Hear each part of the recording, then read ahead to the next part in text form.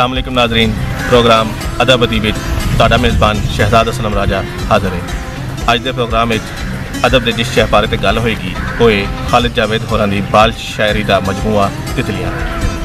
खालिद जावेद होरी महकमा औकाफ बतौर मैनेजर अपनी जिम्मेदारियां अदा कर चुके हैं तो दाता दी नगरी शहर लाहौर दाता दरबार से भी बतौर मैनेजर औकाफ अपनी जिम्मेदारियां अदा कर चुके हैं। खालिद जावेद होरी पाकिस्तान के मारूफ शायर रहीमियर खान की अदबी तारीख के हवाले नाल एक अपना खास अहमियत के मकाम रखते हैं। खालिद जावेद होरां नूं बचपन तो ही अदब नाल खासा लगाव सी ते इसलिए उन्होंने स्कूल की बज़म अदब तो अपने अदबी सफ़र का आगाज़ किया। खालिद जावेद होरां ने वड्डियां लई बड़ियां सोहणियां नज़मां लिखियां ने ते इत्थे असीं गल करांगे खालिद जावेद होरां दी बाल शायरी के हवाले नाल। खालिद जावेद होरी अपनी माँ बोली नूं मालो माल करन लई हर वेले सपने देखते रहते हैं तो उन्होंने अपनी बोली नूं तगड़ा करन लई पश्तो ज़बान के शायर रहमान बाबा की शायरी का पंजाबी तर्जमा भी किया है, जिहड़ा कि बहुत जल्द छप के आ रहा है। खालिद जावेद होरां ने बालां लई सोहणियां ते मनमोहनियां नज़मां लिख के बालां दे दिलां च अपनी एक थां बना लई है।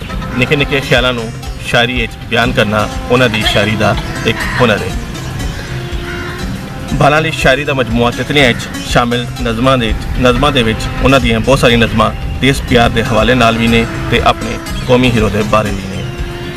उन्हां पंजाबी ज़बान के हक में बहुत सारी नज़मां लिखियां ने जिहड़ियां कि बालां नूं अपनी माँ बोली नाल प्यार करन दे नाल नाल उस दीयां कदरां ते कीमतां नूं जानू भी करांदियां ने।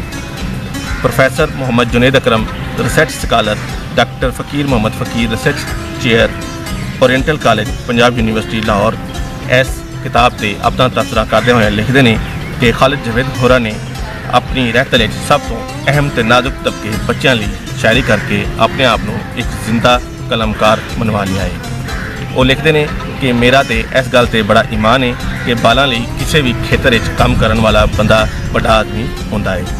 खालिद जावेद होरां एक वड्डे कलमकार दानिशमंद होने का सबूत देने लई बालां की शायरी नूं अपने कलम का मौजू बनाया तो फिर नहायत ही खूबसूरत ते मानवी नज़मां तख्लीक करके पंजाबी बाल अदब एक नहायत ते म्यारी शेरी मजमूए का इजाफा किया है। इस किताब नूं इदारा बाल अदबी बोर्ड लाहौर ने शाया किया है ते मानामा पखेरू के चीफ एडिटर जनाब अशरफ सोहेल होरां ने इस किताब नूं छाप के बालां लई एक सोहना तोहफा पेश किया है। तो हुण अपने मेज़बान शहजाद असलम राजा नूं अगले प्रोग्राम तक वास्ते इजाज़त दिओ। अगले प्रोग्राम में एक नौवें अदब के शहपारे ते गल होएगी। अल्लाह हाफिज़।